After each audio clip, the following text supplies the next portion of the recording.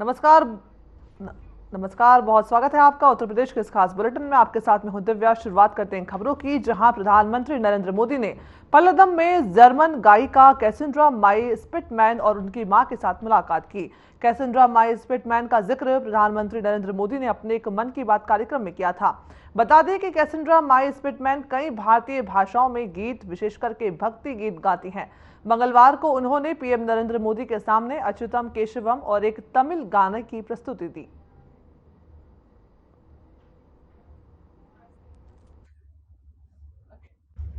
अच्युतं केशवं राम नारायणम् अच्युतं केशवं राम नारायणम् कृष्ण दामोदरं वसुदेवं भजे कृष्ण दामोदरं वसुदेवं भजे हरे कृष्ण कृष्ण कृष्ण हरे हरे हरे राम राम राम हरे हरे हरे कृष्ण कृष्ण कृष्ण हरे हरे हरे राम राम राम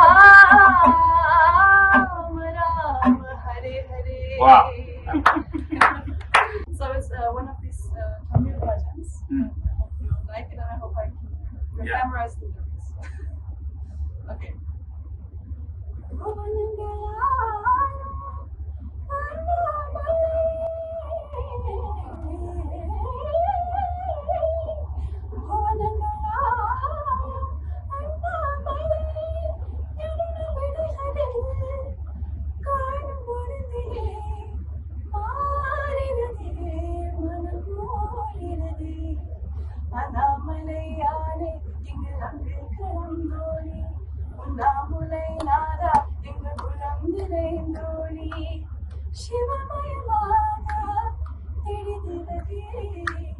सिंधै शिवयोगं वरदिरदे सिंधै शिवयोगं वरदिरदे। और वहीं फिक्की के नेशनल कॉन्क्लेव विकसित भारत और उद्योग में केंद्रीय मंत्री अनुराग ठाकुर ने कहा कि पिछले 10 वर्षों में पीएम नरेंद्र मोदी ने सुशासन और विकास की नींव रखी है और भारत दुनिया की 5 कमजोर अर्थव्यवस्थाओं से उभर करके अब शीर्ष 5 अर्थव्यवस्थाओं में बन गया है। People are talking about Viksit Bharat.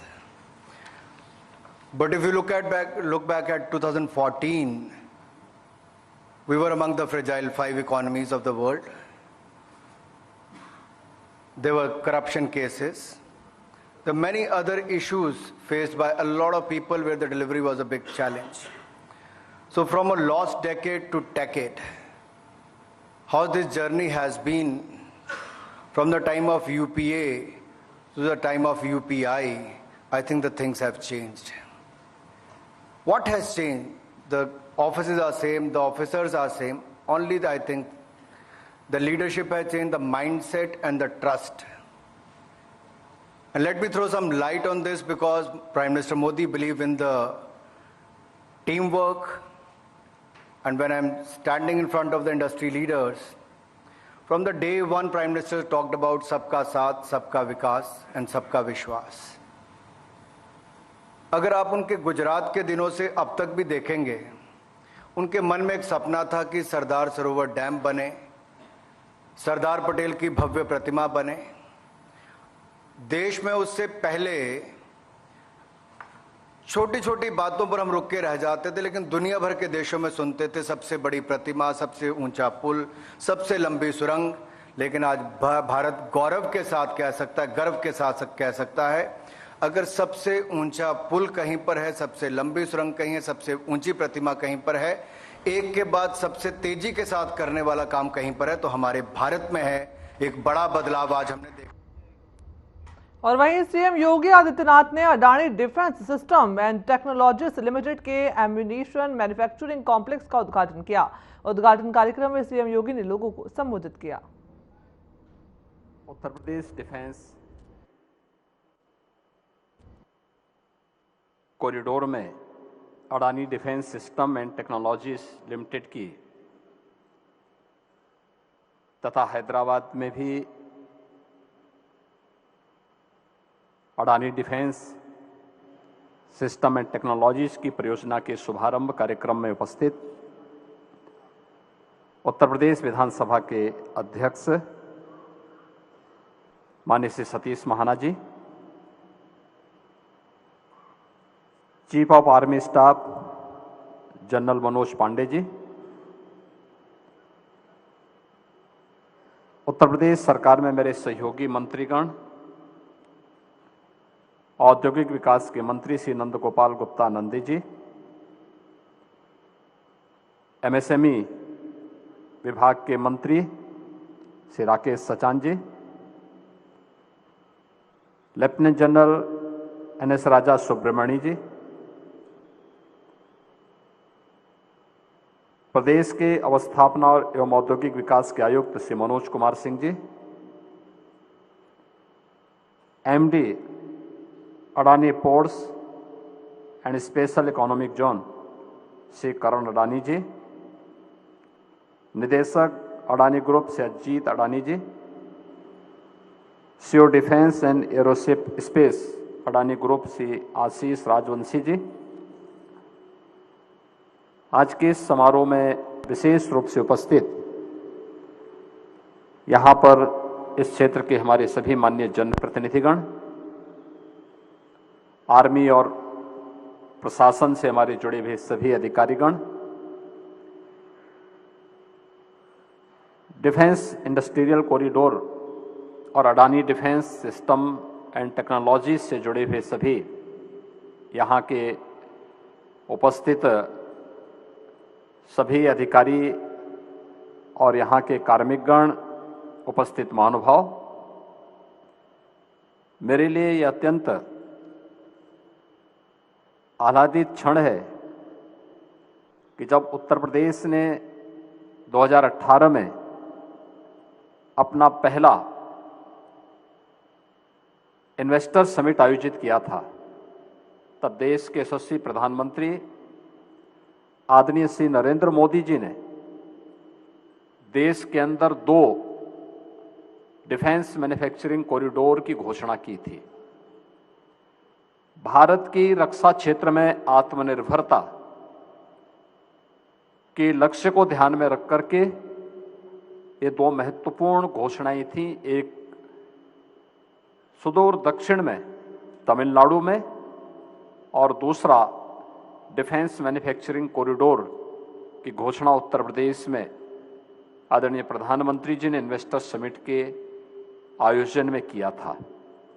और मुझे प्रसन्नता है कि प्रधानमंत्री जी ने उत्तर प्रदेश के अंदर जिन 6 नोड्स की घोषणा की थी, उन 6 नोड्स में अलीगढ़, आगरा, कानपुर, लखनऊ, झांसी और चित्रकूट के 6 नोड्स में आज एक महत्वपूर्ण डिफेंस एंड मैन्युफैक्चरिंग से जुड़ी हुई इस महत्वपूर्ण यूनिट ने अपना मैन्युफैक्चरिंग का कार्य प्रारंभ किया है। मैं इसके लिए Adani defence system and technologies limited को हृदय से बधाई देता हूं। हम सब जानते हैं कि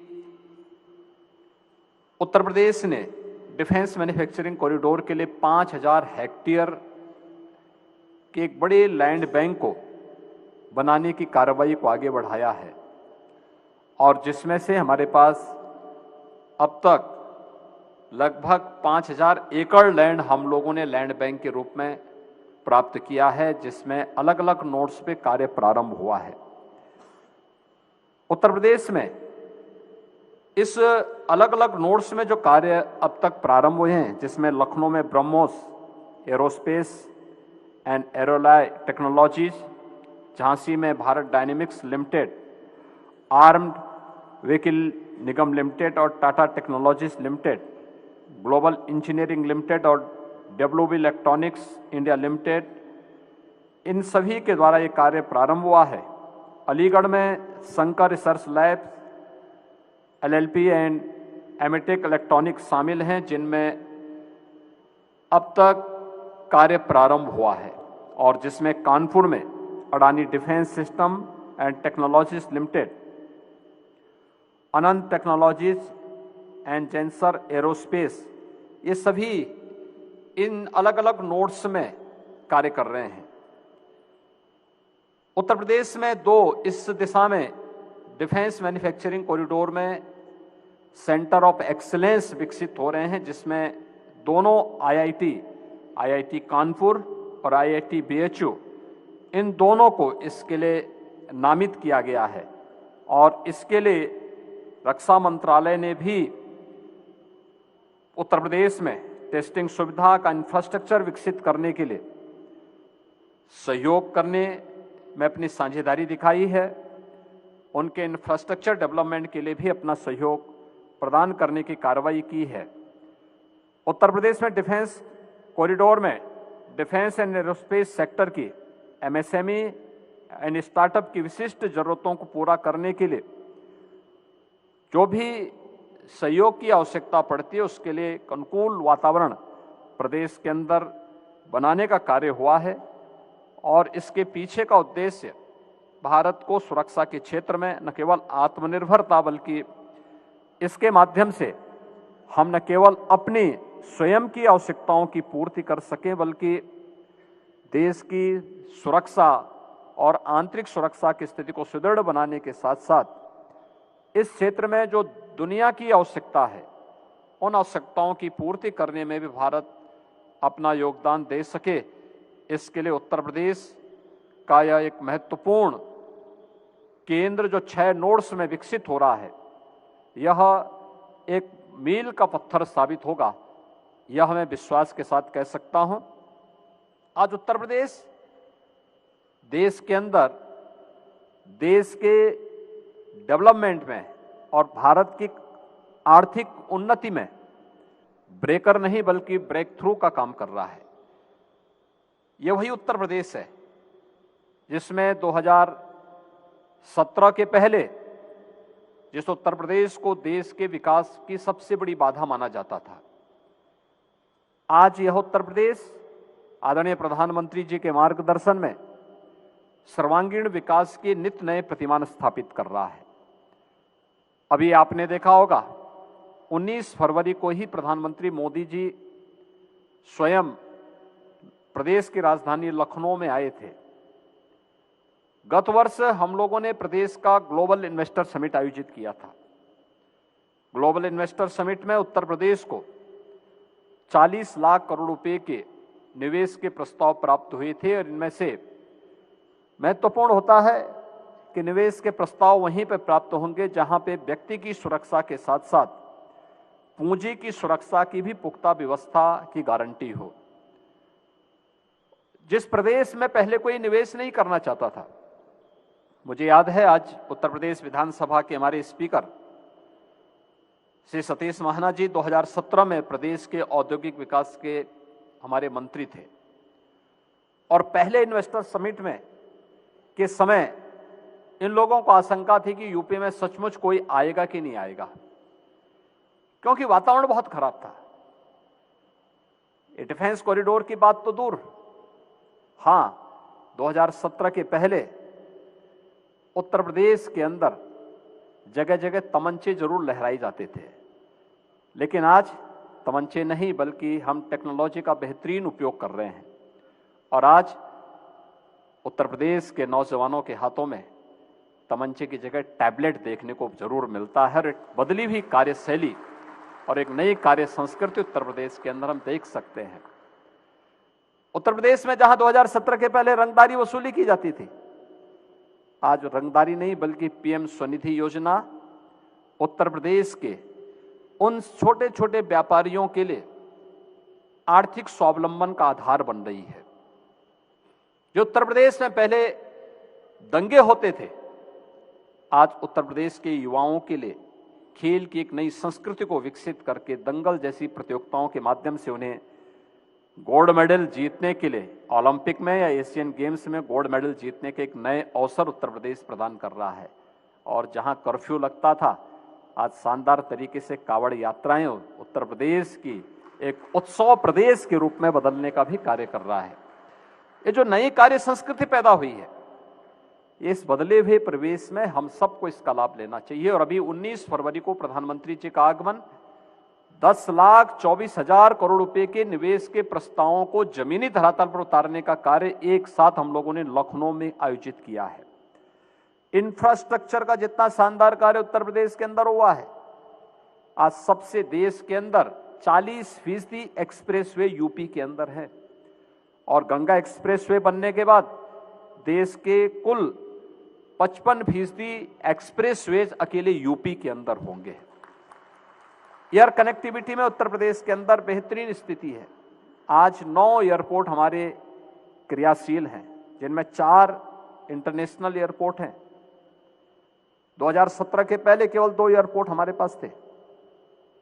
अभी कुछ ही दिनों के बाद इसी मार्च के प्रथम सप्ताह में हमारा प्रयास है कि 10 नए एयरपोर्ट हम एक साथ चालू करेंगे उत्तर प्रदेश के अंदर।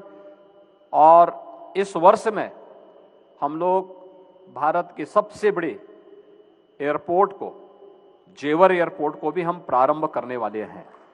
एमआरओ की हमारी पॉलिसी आ चुकी है।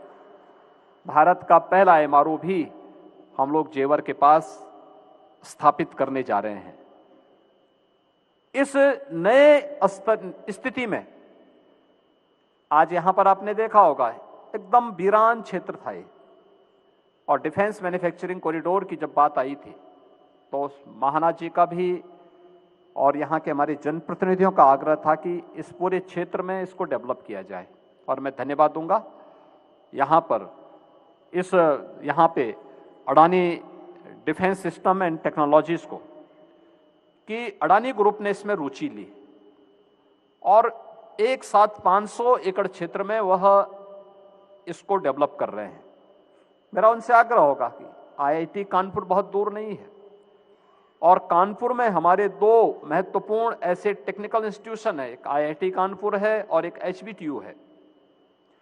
इन लोगों के साथ मिलकर के यहाँ पे स्किल डेवलपमेंट का एक बेहतरीन सेंटर स्थापित हो सकता है। यहाँ के युवाओं को यहाँ का जो स्केल है उसको स्किल में बदलने के लिए अगर हम कार्य कर पाएंगे तो इंडस्ट्री के लिए यहाँ पे स्किल मैन पावर की उपलब्धता होगी और फिर उस स्किल मैन पावर यहाँ की न केवल यहाँ के लिए बल्कि यहीं से कुछ ही दूरी पे हम बुंदेलखंड में 46 वर्ष के बाद उत्तर प्रदेश में किसी एक नए औद्योगिक क्षेत्र का विकास बीडा के रूप में करने जा रहे हैं। झांसी बुंदेलखंड औद्योगिक विकास क्षेत्र के रूप में विकसित करने जा रहे हैं। यह बहुत महत्वपूर्ण केंद्र होगा। आप याद करिए कि आज से 46 वर्ष पहले नोएडा की स्थापना हुई थी। नोएडा की स्थापना से लेकर पिछले 46 वर्ष में मात्र 33,000 एकड़ लैंड उनके पास आ पाई डेवलपमेंट के लिए, लेकिन बीडा को हम पहले चरण में ही 37,000 एकड़ लैंड उपलब्ध कराने जा रहे हैं और देश की सबसे बेहतरीन औद्योगिक नगरी के रूप में हम उसको विकसित करने जा रहे हैं। इस पे हमारा कार्य प्रारंभ हो गया है। उस दृष्टि से यहाँ पे अब स्किल डेवलपमेंट के इस प्रकार के सेंटर स्थापित करना, जो उत्तर प्रदेश जिसकी 56% आबादी कामकाजी है, उस कामकाजी प्रतिभा को, युवा को यहीं पे रोजगार उपलब्ध हो सके, यहीं पे नौकरी की गारंटी हो सके, इसके लिए इस प्रकार के अच्छे स्किल डेवलपमेंट सेंटर को भी अगर हम विकसित करने की दिशा में इंडस्ट्री और इंस्टीट्यूशन मिलकर के इन कार्यक्रमों को आगे बढ़ा सकेंगे तो उसके बेहतरीन परिणाम आएंगे। मुझे पूरा विश्वास है कि आज यहां पर अडानी ग्रुप के द्वारा डिफेंस सेक्टर से जुड़े हुए जिस महत्वपूर्ण संस्थान का कानपुर में और हैदराबाद में शुभारंभ हो रहा है, यह न केवल भारत की रक्षा क्षेत्र में आत्मनिर्भरता में योगदान की एक महत्वपूर्ण कड़ी होगी, बल्कि भारत के साथ साथ डिफेंस सेक्टर को, भारत को दुनिया का एक महत्वपूर्ण केंद्र के रूप में विकसित करने में भी अपनी बड़ी महत्वपूर्ण भूमिका का यह निर्वहन कर पाएगा। अडानी ग्रुप को इसके लिए मैं हृदय से धन्यवाद देते हुए आज यहाँ पे हमारे चीफ ऑफ आर्मी स्टाफ आए हैं, सेंट्रल कमांड के हमारे जीओसी कमांडर इन चीफ यहाँ पर उपस्थित हुए हैं, आर्मी के हमारे अन्य अधिकारीगण भी उपस्थित हुए हैं। इन सब का भी मैं हृदय से अभिनंदन करता हूं और विश्वास व्यक्त करता हूं कि इनकी उपस्थिति हमारे युवाओं को डिफेंस क्षेत्र में आगे बढ़ने के लिए प्रेरित करेगी। एक बार फिर से आज के इस अवसर पर मैं अडानी ग्रुप को यहाँ के अपने सभी जनप्रतिनिधियों को, कानपुर वासियों को और डिफेंस सेक्टर में जो भी लोग रुचि लेने के इच्छुक हैं, उन सबको इस सफलता के लिए हृदय से बधाई देता हूं और विश्वास करता हूं। वहीं प्रधानमंत्री नरेंद्र मोदी ने मंगलवार को केरल के तिरुवनंतपुरम के विक्रम साराभाई अंतरिक्ष केंद्र में ट्राइसोनिक पवन सुरंग का उद्घाटन किया। इस दौरान प्रधानमंत्री नरेंद्र मोदी ने कहा कि मैं चाहता हूं कि हर कोई हमारे अंतरिक्ष यात्रियों का खड़े होकर अभिनंदन करे। केरला के राज्यपाल श्री आरिफ मोहम्मद खान, मुख्यमंत्री श्रीमान पिनाराई विजयन जी, राज्य मंत्री मेरे साथ श्री वी मुरलीधरन जी, इसरो परिवार के सभी सदस्यगण, नमस्कार।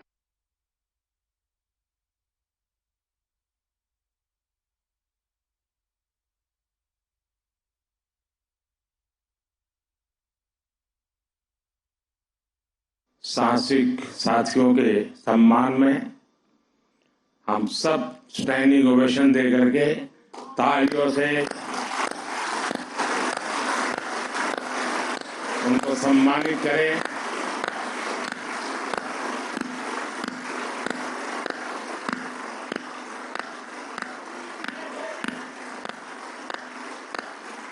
भारत माता की, भारत माता की, भारत माता की।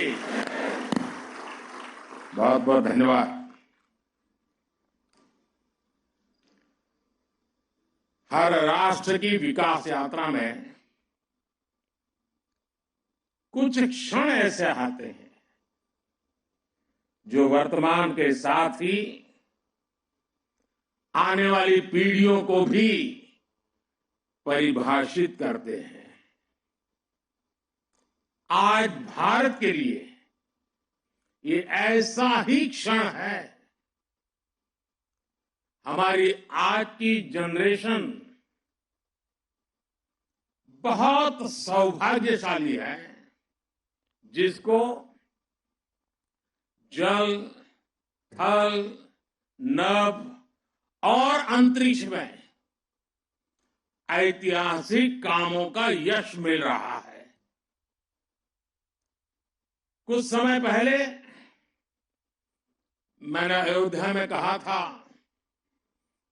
कि ये नए काल चक्र की शुरुआत है। इस नए काल क्षेत्र में ग्लोबल ऑर्डर में भारत अपना स्पेस लगातार बड़ा बना रहा है और ये हमारे स्पेस प्रोग्राम में भी साफ साफ दिखाई दे रहा है। साथियों, पिछले वर्ष भारत वो पहला देश बना जिसने चंद्रमा के साउथ पोल पर तिरंगा फहराया।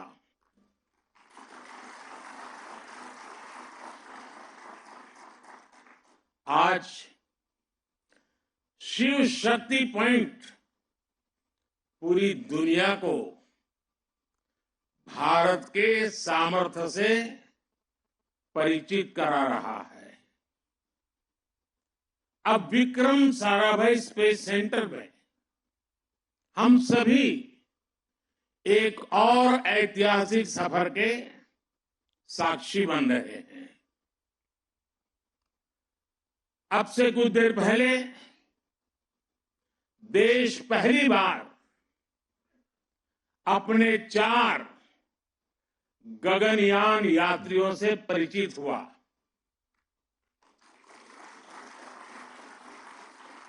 ये सिर्फ 4 नाम और 4 इंसान नहीं है, ये 140 करोड़ एस्पिरेशंस को स्पेस में ले जाने वाली 4 शक्तियां हैं।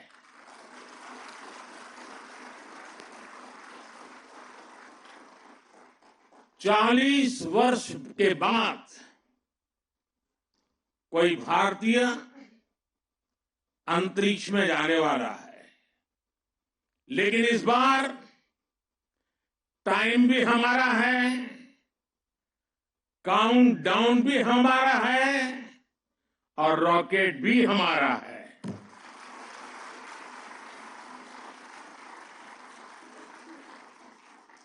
मुझे खुशी है कि आज इन एस्ट्रोनॉट से मिलने, उनसे बातचीत करने और उन्हें देश के सामने प्रस्तुत करने का सौभाग्य मुझे मिला। मैं इन साथियों को पूरे देश की तरफ से बहुत बहुत बधाई देता हूं, बहुत बहुत शुभकामनाएं देता हूं। 21वीं सदी के भारत की सफलता में आज उत्तर प्रदेश के बुलेटिन में फिलहाल इतना ही। मुझे दीजिए इजाजत। नमस्कार।